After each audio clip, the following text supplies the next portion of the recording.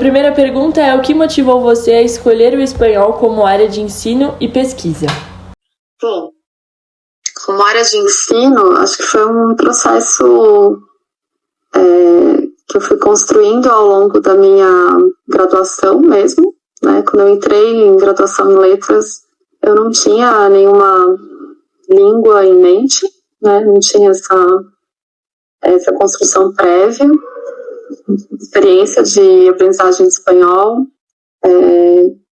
Tem alguns familiares um pouco longínquos de mim que são falantes de espanhol, né? Vieram da Espanha, mas eu não tive uma presença dessa língua na minha vida, na minha trajetória familiar. Era uma coisa meio longínqua. E não estudei nunca espanhol, né? Então não tinha essa relação com a língua especificamente. Mas acho que eu já tinha uma questão cultural que me convocava, né? Então eu já me interessava pela cultura latino-americana, né? Entender o Brasil como América Latina, isso não era muito consciente, mas de alguma maneira estava presente, né? Acho que um pouco por questão da música, né? Então, a música popular brasileira, a relação que ela estabelece com artistas, né, da região, até o futebol também, que eu sempre gostei de futebol, então acho que isso também me trouxe para o mundo hispano-americano desde mais cedo, mas eu não tinha assim essa relação com a língua mesmo, né? E aí no primeiro ano da graduação, eu fiz graduação numa universidade onde o primeiro ano era igual para todo mundo, né? Você não escolhia a sua habilitação antes de entrar. Então eu estava ali naquele ano que era o ciclo básico e por coincidência, interesse pessoal, não tem nenhuma matéria, eu acabei lendo Amor nos Tempos de Cólera, do Garcia Marques, e Todos os Fogos do Fogo, Todos os Fuegos del Fuego, do Cortázar.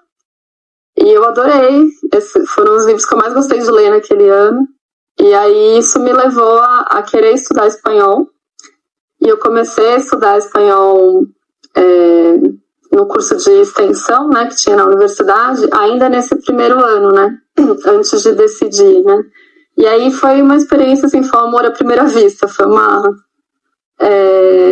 experiência completamente diferente da que eu tive com o inglês, que era a única língua estrangeira que eu tinha estudado na escola. Eu não me identificava, eu não tinha essa identificação, então era um processo meio truncado, assim, né? Eu aprendia, mas não aprendia muito, eu me interessava, mas não muito. E com o espanhol, desde a primeira aula, assim, que eu fui fazer, foi uma identificação muito pronta, assim, né? Então, aí eu acabei de decidir que eu ia fazer a habilitação de espanhol, fazendo esse curso de extensão, e justamente como a minha experiência foi num curso, né, foi ali nessa instância do ensino, né, a minha experiência de querer ir para essa habilitação, eu acho que era uma coisa que já estava meio que inconscientemente, né, durante a minha formação toda, na graduação, essa projeção do ensino, assim, como um espaço que era afetivo, que fazia sentido, né. Então, eu acho que eu fui me construindo professora mesmo ao longo da graduação. E eu pude, quando eu já estava mais para o final, né, do bacharelado, eu fiz bacharelado e licenciatura, duas titulações separadas, né, na universidade onde estudei. Quando eu estava ali terminando o bacharelado, começando as últimas da licenciatura, eu tive a experiência de começar a dar aula, né, dar aula particular. Aí depois comecei a atuar num centro de línguas que era uma extensão dentro da universidade, né? E aí essas experiências foram as que deram a certeza, né? De que era essa meu interesse, né? A minha vontade, assim, com relação ao que fazer da vida, né? A que carreira seguir, enfim. Apesar de que, assim, em termos de ensino, eu tenho a impressão de que desde criança eu me imaginava professora, né? Não era de espanhol, mas eu já... Aquela coisa de brincar de professora, de sempre ter muito a imagem da professora como um ideal, assim, né? Muito encantada pelas professoras. A minha mãe teve experiência com magistério, então acho que eu também tenho essa identificação. E aí, você perguntou também sobre a pesquisa. A pesquisa eu tive, não sei se vai ter alguma outra pergunta nesse sentido, posso deixar para falar depois, mas o meu caminho com a pesquisa, ele foi mudando, né? Então, quando eu ainda estava na graduação, eu fiz um trabalho de conclusão de curso, na verdade, antes disso, eu já tinha feito uma iniciação científica na área de análise literária, né? Essa iniciação não se relacionava com língua espanhola, nem literaturas de língua espanhola, era relacionado à literatura brasileira, mas eu estava dentro do campo da análise literária, né? Desde a iniciação científica, depois no trabalho de conclusão de curso, que aí sim já trabalhava com um autor argentino. No mestrado eu continuei trabalhando a análise desse mesmo romance que eu trabalhei no trabalho de conclusão de curso, com a mesma orientadora, uma professora da área de literatura hispano-americana. E aí foi só depois, foi concluindo o mestrado que eu entendi que meu interesse enquanto pesquisadora, ele nunca foi, na verdade, muito o padrão do que é crítica literária, do que são os estudos literários. O meu interesse estava muito mais direcionado para a questão discursiva, né? Eu nunca fui linguista, nunca quis ser linguista, em certo sentido, apesar de ensinar língua e a gente precisar entender de linguística para fazer isso, né? Mas em termos de pesquisa, assim, sempre me custou bastante fazer esses estudos linguísticos mais estruturais, né? Então eu sempre me afastei disso e fui para a literatura, mas eu entendo, olhando para trás, que isso tem a ver com eu não ter sido apresentada, né, ao longo da graduação, ao que é a análise do discurso, a uma outra perspectiva sobre a própria língua, na verdade, né? Então entender a língua como uma materialidade da ideologia, né? Então entender, na verdade, a língua em uso e não a língua descontextualizada como sistema, que foi o que eu tive acesso mais na graduação, né? E aí eu entendi que então eu ficava buscando pesquisas na literatura porque eu não tinha tido muito contato com o que era o campo das análises discursivas, né? Eu fui ter esse contato só no finalzinho mesmo da graduação e um contato até um pouco maior quando eu já estava trabalhando nesse centro de línguas, que é uma extensão, né, na universidade, porque ali eu tinha, a minha coordenadora era uma professora que trabalha análise do discurso, né, que é a Maite Tselada. Então a minha coordenadora foi me trazendo muita referência, aí eu fui entendendo, só que eu já estava fazendo mestrado, né, então não saí ali naquele momento, mas para o doutorado aí sim, eu me desloquei para análise discursiva, né? Então eu trabalhei análise do discurso e já não e venho trabalhando com isso desde então. Como foi o seu primeiro contato com a língua espanhola e o que te encantou nela? Eu acho que recuperar o primeiríssimo é um pouco difícil, porque a gente está num ambiente, né? A gente vive numa sociedade em que, por mais que às vezes possa não parecer no sentido comum, né? O espanhol ele está presente, né? Então a gente escuta canções, ou a gente escuta até falas, né? Enfim, eu citei, né, na pergunta anterior o meu interesse pelo futebol, então, sei lá, às vezes escutar um jogador, um treinador falando.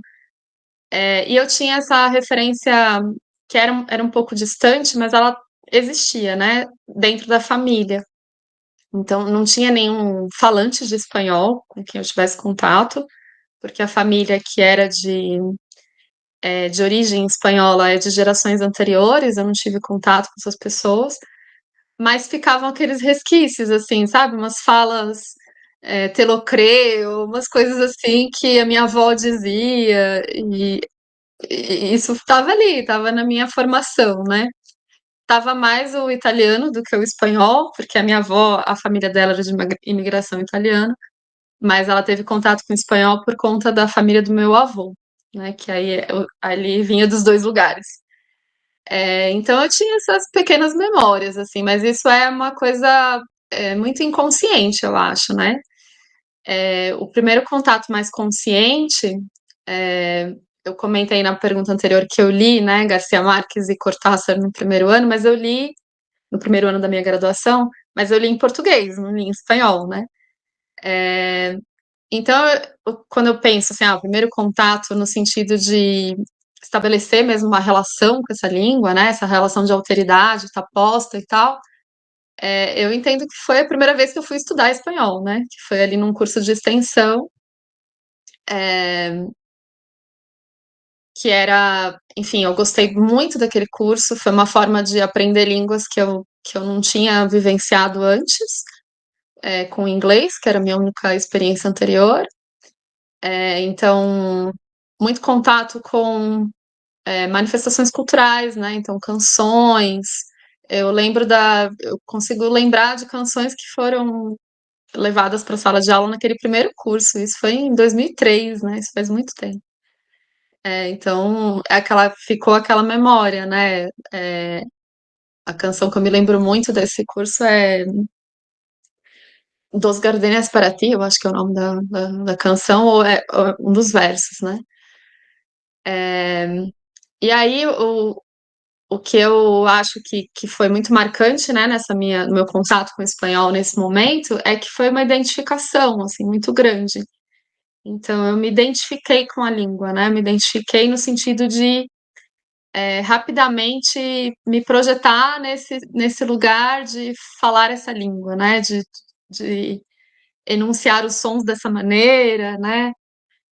Então, foi uma experiência, assim, de muita identificação. É uma coisa que é bem interessante de pensar, né? Como que aconteceu uma identificação tão grande, assim, que não aconteceu antes com outras línguas e nem depois, eu posso dizer, nas minhas experiências posteriores que eu tive, né? De aprender outras línguas, fazer outros cursos.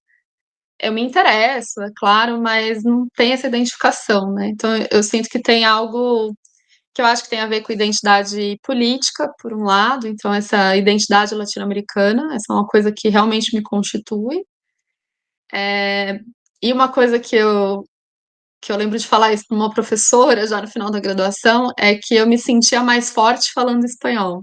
Então, acho que tem uma projeção subjetiva mesmo, assim, que me coloca nessa identificação, né? Então, me sinto diferente falando espanhol, me sinto uma pessoa mais forte. Então, acho que isso aconteceu muito rapidamente. Quais desafios você identifica no ensino de espanhol atualmente, especialmente no contexto brasileiro? Certo. Bom, atualmente a gente está vivenciando um momento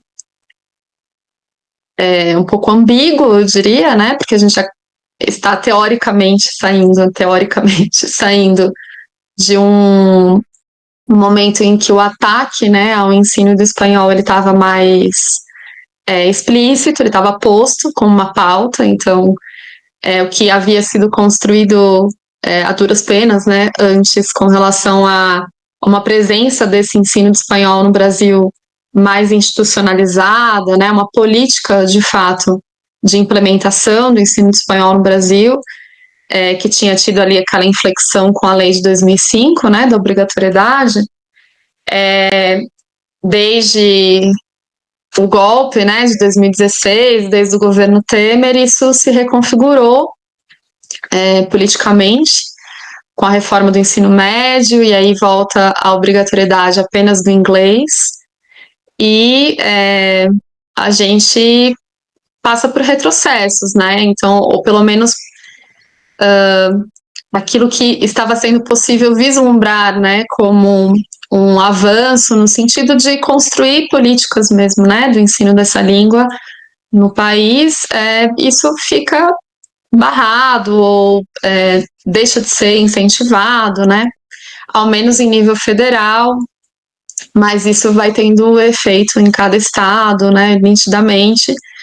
Aqui no estado de São Paulo, a gente vive uma situação que mesmo naquele momento de 2005, né, mesmo para implementação daquela lei, o estado de São Paulo sempre fugiu dessa implementação, né, ele sempre se omitiu na implementação efetiva, né, do ensino obrigatório de espanhol. Então, a gente já vivia um contexto em que não era favorável, né, a implementação oficial desse ensino na rede estadual. Agora, a gente está passando por um momento de rediscutir tudo isso, né? Então, essa obrigatoriedade única do inglês, ela está sendo rediscutida, a reforma do ensino médio está sendo, em certa medida, rediscutida, apesar de estar sendo implementada, né? Então, eu acho que a gente está de novo numa janela, né? Dessas janelas que já houve ao longo da história, né? Dessa relação que é contraditória, complexa do Brasil com os países vizinhos, né, onde o espanhol é língua oficial, essa relação, então, do português com o espanhol nessa região, né, América Latina, ela tem uma história de aproximações e distanciamentos, né, de muitos discursos que colocam a própria vizinhança como um motivo para que a gente tenha o espanhol implementado no nosso ensino. Existem muitos discursos nesse sentido desde muito cedo na formação do Estado brasileiro, mas as políticas elas são muito oscilantes, né? São muito, na verdade, elas são ambíguas, né? Então tem gestos de implementar, mas logo isso cai ou não tem um grande compromisso, né, com essa implementação. E aí agora a gente está numa janela de novo em que a gente pode colocar essa pauta mais abertamente com alguma esperança de que vá ter resultado, né? Então eu entendo que o contexto político ele é muito determinante para a gente pensar, né? O ensino espanhol no Brasil ele tem a ver, né, com pautas políticas que são mais amplas, que tem a ver com a integração da região, com uma integração que não seja única e exclusivamente comercial, né? Apesar que mesmo para essa a língua também está presente, deveria ser uma preocupação, né? Mas também pensar a integração cultural, política, social, né? Que já ocorre independente dessas políticas de implementação do ensino, né? Mas que a gente sabe que com o ensino consolidado, a implementação desse ensino mais consolidada, esses diálogos culturais, essa construção de uma identidade latino-americana no Brasil, que é uma coisa tão difícil de ser feita, né? Ela poderia ser facilitada, né? E é o que explica em grande medida o quanto que isso tem resistência, né? Na minha perspectiva, explica em grande medida por que há tanta resistência ao longo do tempo a que isso ocorra, né? É justamente porque se sabe do efeito político que isso pode ter, né? Então, como isso pode gerar uma identidade diferente, né, na nossa cidadania, né? E isso não seria interessante em termos internacionais para alguns atores, né? Então, eu acho que é um jogo de forças político mesmo, né? De que forma você procura tornar as aulas de espanhol mais envolventes e significativas para os alunos? Bom, correndo o risco de ser um pouco repetitiva, mas eu acho que isso é uma coisa que se tornou estrutural da minha maneira de pensar o ensino de espanhol aqui no Brasil, né, nos contextos em que eu atuei. Eu busco muito pensar a questão da identidade latino-americana. Eu acho que isso, sim, pode tornar o ensino e a aprendizagem significativos no nosso contexto, né? Então, essa é um aspecto que está presente na minha forma de construir as aulas, né, os cursos, desde 2012, pelo menos, eu penso dessa maneira, né? Isso é um lado, né? E aí, conectado a isso e com outros matizes, né? O que eu busco fazer é pensar muito a língua em uso, né? Então, partir disso, né? Entender que quando a gente está estudando uma língua, a gente está estudando uma determinada materialidade da interação social, da prática social, né? Então, o processo de apresentação a determinados funcionamentos linguísticos, eu sempre busco fazê-lo num processo em que isso não está descontextualizado, né? Então, buscar sempre trazer, a princípio, essa língua em uso, Então, partir de determinados temas que sejam dos mais diversos recortes, né? Podem ser temas sociais, culturais, políticos, artísticos, né? Especificamente, né? Dentro de temas culturais. Partir disso, né? De temas que nos permitam, ou seja, temas que sejam trabalhados a partir de textos orais, textos escritos, e desses textos é que o funcionamento linguístico se deriva como um dos aspectos que a gente vai pensar, né, a partir daquele texto, né? Então, eu acredito muito nesse processo de expor o aprendiz, a aprendiz, aos usos sociais da língua, né? E a partir desses usos sociais, disparar alguns processos de conscientização sobre o funcionamento linguístico, né? E não o contrário, né? Eu acho que isso, para mim, é uma metodologia que torna o ensino e a aprendizagem significativos, né?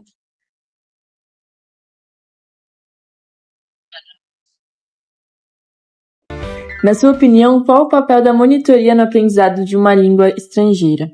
Eu acho que tem um papel muito relevante, né? A questão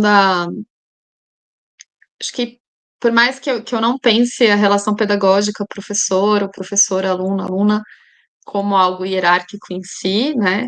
Mas existe uma certa hierarquia em jogo, né? Então, eu acho que a figura da monitoria, ela promove esse espaço de horizontalidade, né? Que está posto de uma maneira mais natural, naturalizada, do que nas relações de professor, professora e estudantes, né? Então, eu acho que essa questão da horizontalidade, ela é bem importante no processo de aprendizagem, porque supõe um processo mais colaborativo, né, que não se, que é uma coisa que eu acredito na sala de aula, né, eu acredito na construção de processos colaborativos na sala de aula, só que a gente está sempre, né, nesse jogo de às vezes, fazer uso dessa hierarquia, um pouco de saber, né? Hierarquia pautada por um saber, talvez, que um lado vem apresentar ao outro, né? Mas eu acredito muito que o outro lado vem apresentar vários saberes a este, né? Então, por isso que eu entendo nessa colaboração. Mas na sala de aula, a gente está o tempo todo com essa questão da hierarquia um pouco ali em jogo, né?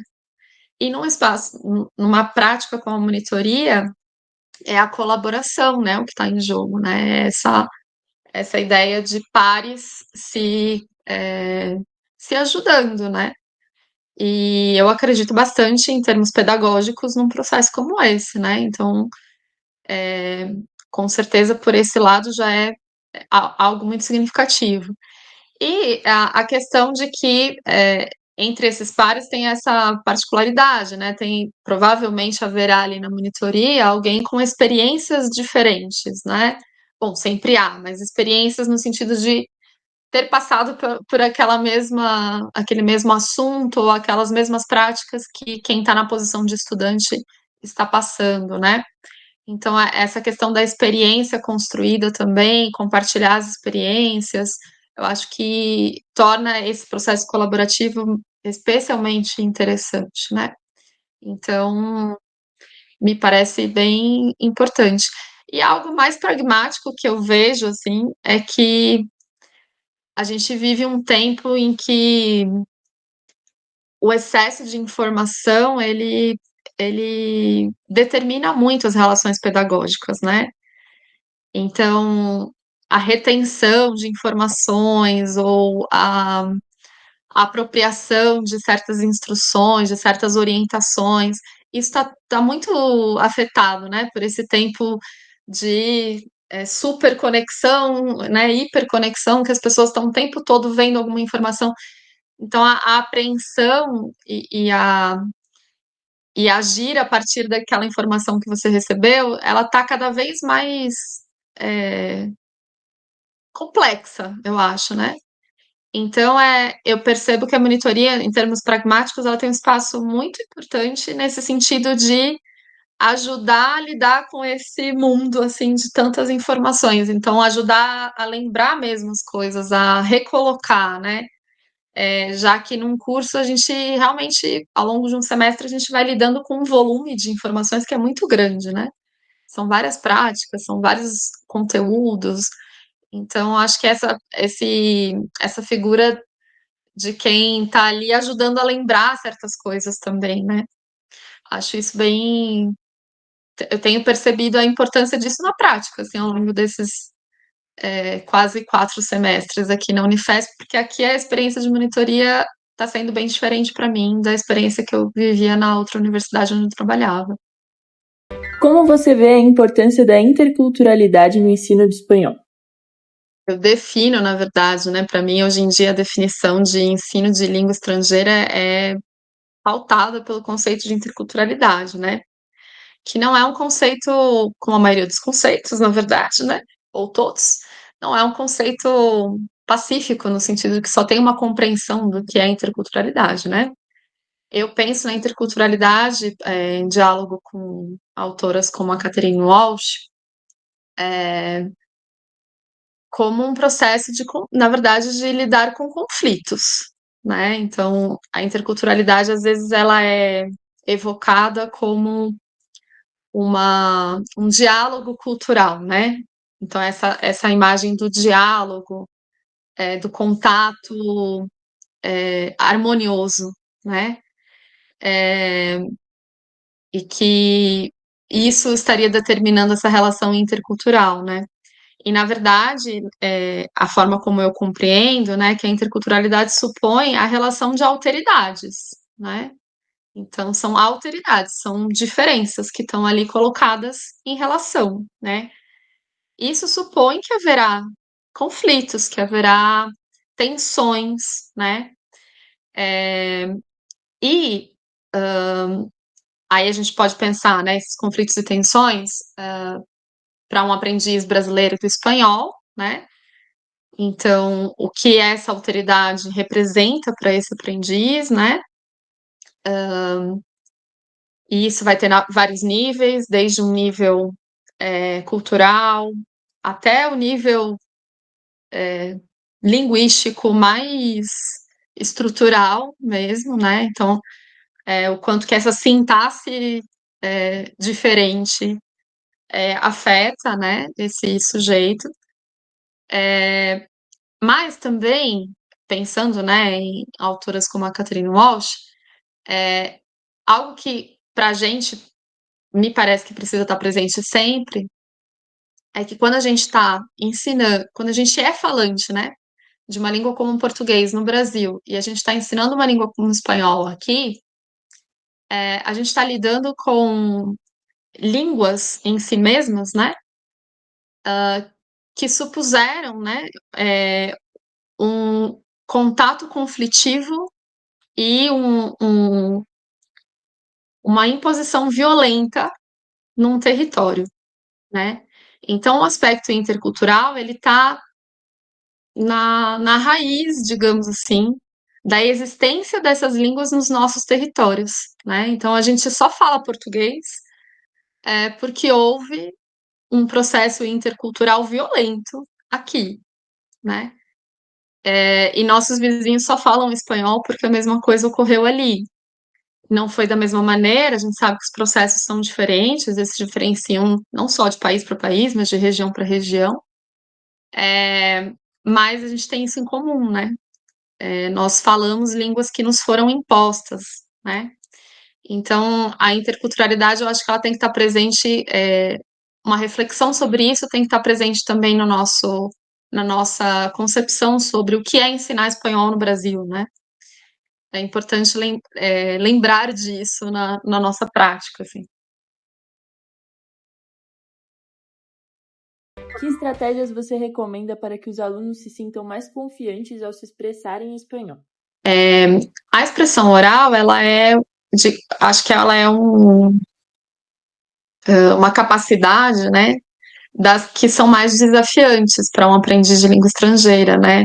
Em geral, as capacidades de compreensão, elas vão se desenvolvendo com uma naturalidade um pouco maior.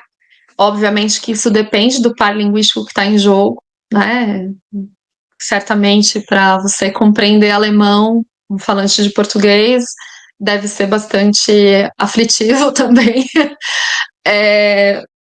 Mas mesmo para esse caso, né, a tendência é que esse processo, né, essas capacidades de compreensão, escrita, oral, ele ocorra geralmente primeiro ou com um processo menos angustiante do que a expressão, né?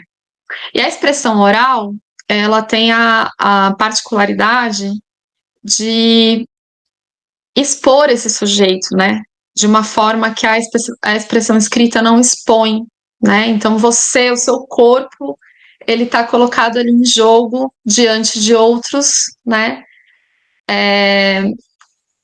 E é uma questão ali daquele momento, é aquilo que você vai produzir naquela hora, né? Então, eu entendo que realmente a expressão oral, ela, vocês perguntam sobre a confiança, justamente porque, de fato, é uma experiência que é, acho que, das maiores, nesse sentido da alteridade da língua, né? Então, você precisa se enfrentar a isso muito fortemente, né? E aí, pode parecer um pouco contraditório, mas o que eu acho que pode ajudar na construção dessa confiança, eu entendo que o conceito de translinguagem, ele ajuda quando a gente internaliza, né, essa concepção de que eu, enquanto falante, eu não tenho caixinhas separadas na minha mente, né, as coisas não estão separadas. Assim como nas sociedades, na história das línguas, as línguas não são caixinhas separadas, né? Elas vão se separando e se individualizando muito mais por processos que são políticos, né? De política linguística, né?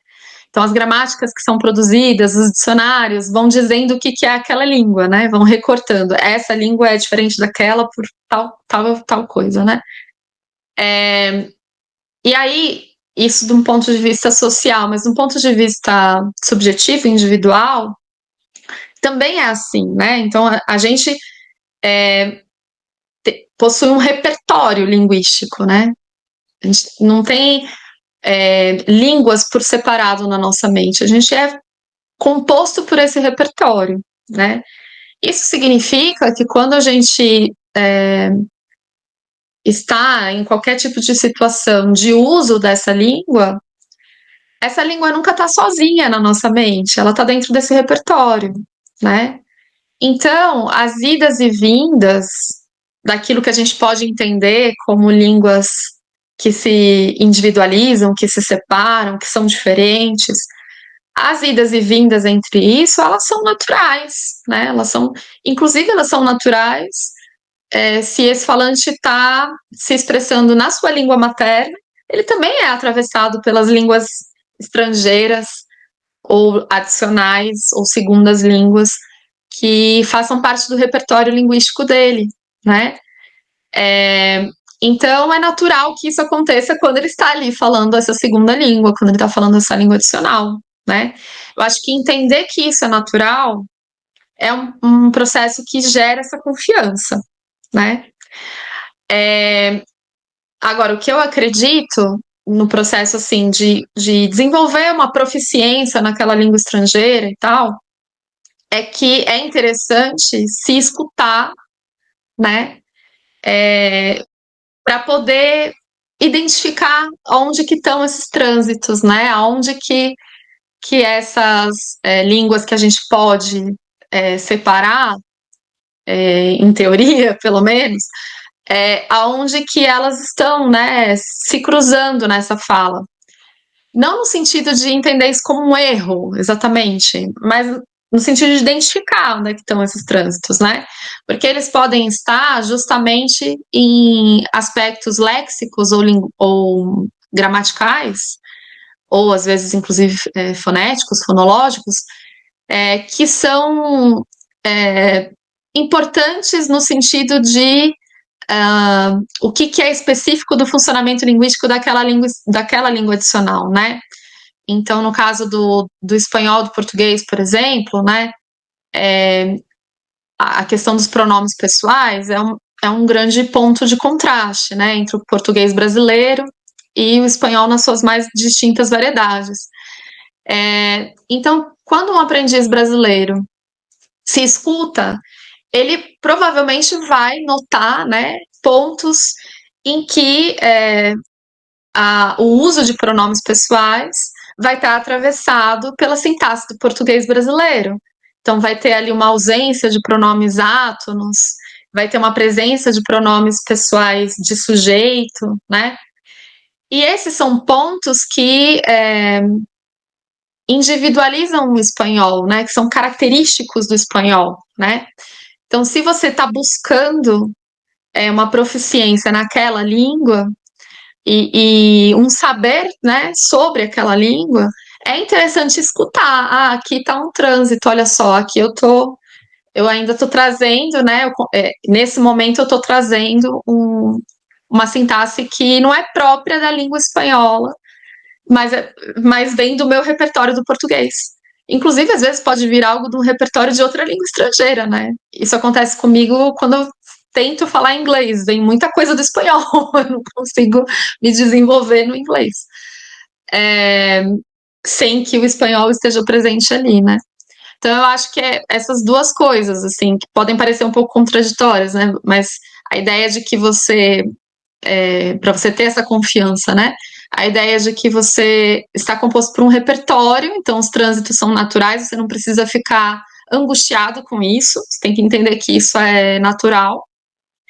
E aí fazer esse gesto, né, de se escutar e escutar onde é que estão esses trânsitos, porque em geral isso vai construindo um processo de maior consciência e de uma separação consciente entre as línguas, né? E aí, com o tempo, acho que isso vai redundando numa maior facilidade para se expressar, né, oralmente. Tem alguma experiência marcante que você já teve com alunos ou monitores que gostaria de compartilhar? Por sorte eu tenho várias, na verdade, né? Acho que, em geral, assim, as práticas, principalmente as práticas, né, que eu costumo levar de forma integrada, né, que são práticas de compreensão integradas a práticas de produção, eu acho que são marcantes, assim, às vezes, inclusive, são marcantes num sentido duplo, né, no sentido de ter um medo envolvido ali, de, ai meu Deus, né, isso aqui é um pouco difícil de fazer, talvez, e tal. Mas o que eu percebo é que quando a gente lida com, entre aspas, o produto, né, aquilo que é feito, assim, eu acho que o que poderia ser medo de que aquilo era difícil de fazer e tal, se transforma num processo de, nossa, olha o que eu consegui fazer, né, assim, então eu acho que isso eu considero bastante marcante para mim como professora, assim, quando eu vejo as estudantes e estudantes se engajando naquelas práticas e, sei lá, escrevendo um ensaio em espanhol, participando de um debate, né? Esse semestre a gente está fazendo um projeto de curadoria artística, então as pessoas vão montar exposições e fazer visitas guiadas. E aí para mim é super marcante, assim, ver as pessoas tendo ideias, pesquisando para trazer a obra de tal artista e tal. E tenho certeza que quando a gente fizer as visitas vai ser também um processo marcante, né? Então eu acho que e isso tem a ver com aquilo que eu falava antes da minha concepção pedagógica, né? Que eu busco trabalhar uma relação pedagógica o mais horizontal possível, né? Então, para mim, o que é marcante é quando não sou eu que estou fazendo nada, na verdade. É quando são os estudantes, né, que estão fazendo. Eu acho isso super. É o que fica na memória para mim, assim. Como a tecnologia e as redes sociais podem contribuir para o ensino e a prática do espanhol? Bom, eu não sou uma pessoa muito tecnológica, eu não sou grande conhecedora, eu não tenho uma relação muito boa, na verdade, com tecnologias digitais, assim, de verdade, assim, eu não sou muito grande conhecedora e não tenho, costumo ter pouca paciência, na verdade, com ela. Mas eu sei que também é uma ilusão, assim, porque na verdade elas estão presentes no nosso dia a dia, isso já está muito instaurado, né? E está presente na minha própria prática pedagógica, acho que é isso, assim, o tempo todo a gente está trabalhando com algo que foi produzido numa tecnologia digital, né? Então, vídeos, sites, enfim. Quanto às redes sociais, eu realmente, se eu já sou uma pessoa um pouco ignorante com relação a tecnologias digitais, a rede social eu sou completamente. Eu não tenho redes sociais, eu não uso redes sociais, né? Então é aquela coisa, eu sei de ouvir falar, né? Então eu sei, pelo que as pessoas falam, eu mais ou menos entendo como elas funcionam. E aí, sabendo, né, de fora como elas funcionam, eu percebo que sim, tem um potencial muito grande ali, no sentido de estabelecer interação em língua estrangeira com falantes dessa língua, né? Então você pode se conectar com pessoas de muitos lugares, e ter interações que não são mediadas por relações, de ensino, né? Então eu acho isso super relevante. Então você tem interações naquela língua estrangeira que não tem a ver com qualquer objetivo de uma sala de aula, de um curso, né, uma prova. Não, é falar com alguém sobre algum assunto, debater algum assunto com alguém, é, ver, né, um vídeo produzido por alguém, porque você se interessa por aquele tema. Então, eu acho que tem um potencial muito grande nesse sentido de colocar a pessoa em exposição, em práticas, né, dessa língua em uso, né? Então, eu acho que, nesse sentido, ambas as coisas, as tecnologias digitais, as redes sociais, elas têm bastante a contribuir. Que conselhos você daria para quem pretende seguir carreira como professor de espanhol? Eu acho que, assim,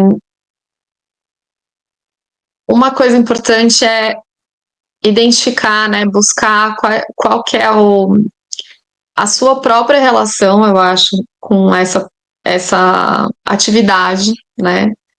Então, entender aquilo que vai ser significativo para você, né? Então, o que vai ser mais significativo para você? Será que é dar aula particular? Será que é ir para uma escola particular? Ou será que é ir para a rede pública, né?